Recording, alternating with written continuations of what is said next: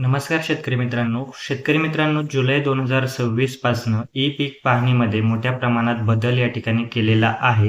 आपल्याला पूर्वीच्या ई पीक पाहणी ॲप्लिकेशनद्वारे आता ही जी आहे आपल्या पिकाची ई पीक पाहणी करता येणार नाहीये.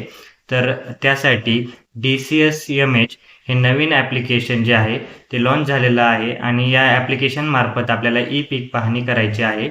या संदर्भात हा जो जी-आर आहे 15 जुलै 2026 म्हणजे आजच हा जी-आर जो आहे हा काढला गेलेला आहे. या जी-आरमध्ये ई पीक पाहणी कशी करायची, कशी राबवली जाईल याबद्दल सविस्तर माहिती आज आपण या ठिकाणी पाहून घेणार आहोत.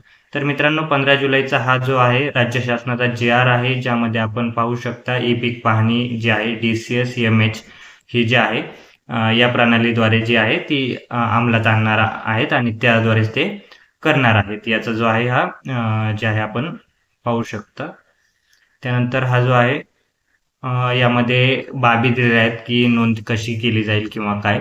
तर दरवर्षी लागवड केलेली पिके शेतात उभी असताना केव्हाही शासनाच्या विविध पिकांसाठी विहित असलेल्या अंतिम तारखेपर्यंत किंवा सद्यस्थितीत शासनाने नियुक्त केलेल्या अधिकाऱ्याने म्हणजेच तो सहाय्यक पीक पाहणी सहाय्यक जे आहे शासन जे आहे तो नेमणार आहे.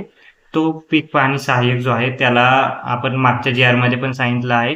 त्याला जे आहे आपले तलाठी किंवा तहसीलदार नेमतील. तो जो माणूस आहे त्याला प्रति प्लॉट 12 रुपये हे जे आहे मानधन महाराष्ट्र सरकारतर्फे देण्यात येणार आहेत. यामध्ये भ्रष्टाचार देखील होऊ शकतो की ते लोक शेतकऱ्यांना पैसे मागू शकतात. तर शेतकऱ्यांना आधीच सांगतो, आपल्याला एकही रुपया जे आहे या ठिकाणी द्यायचा नाहीये, कारण त्यांना प्रति प्लॉट 12 रुपये इतकं मानधन जे आहे ते महाराष्ट्र सरकार तर्फे मिळणार आहे. तर ही पीक पाहणी सहाय्यकांची नियुक्ती जी आहे तहसीलदार करणार आहेत आणि प्रत्येक 1000 ते 1500 प्लॉटसाठी एक पीक पाहणी सहाय्यक जो आहे तो नेमला जाईल. मग ज्या गावात जितके पीक प्लॉट आहेत त्यानुसार तितके जे आहे पीक पाहणी सहाय्यक जे आहे ते नेमले जातील.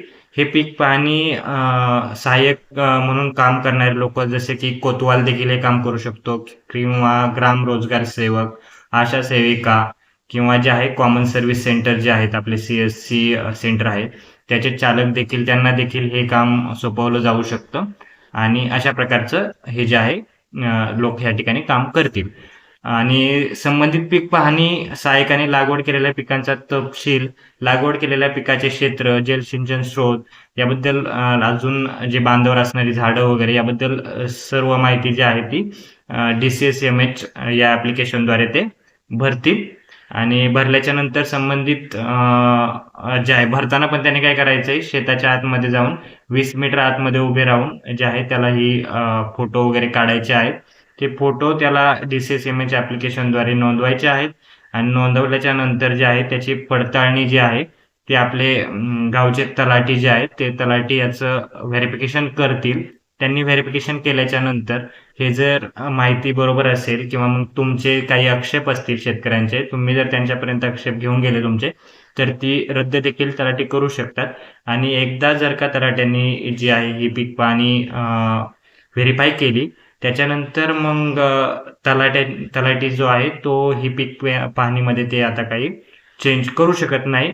जर ते करायचं असेल तर मग तुम्हाला जे आहे संबंधित पुढच्या अधिकाऱ्याकडे देखील दुरुस्तीसाठी जे आहे अर्ज करावा लागेल आणि त्यानुसार ते ग्राम महसूल अधिकारी करून देतील.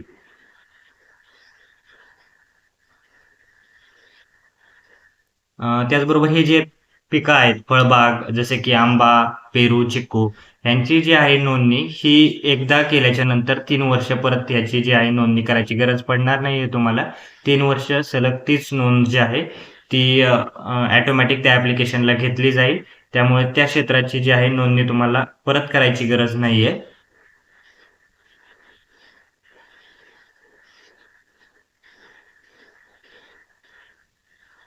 आणि हे जे आहे आपण पाहू शकता हे ई पीक पाहणी आहे. याचा वापर ते भविष्यात पीक पाहणीचा समजा वापर वेगवेगळ्या योजनांसाठी देखील ते करू शकतात. शासकीय योजना ज्या आहेत त्या राबवल्या जातात मोठ्या प्रमाणावरती आणि त्यासाठी हे जे DCSMH द्वारे जो डेटा घेतला जातो तो डेटा वापरून ते वेगवेगळ्या योजनांसाठी वापरू शकतात किंवा पीक विमा वगैरे यासाठी देखील या नोंदींचा उपयोग केला जाऊ शकतो.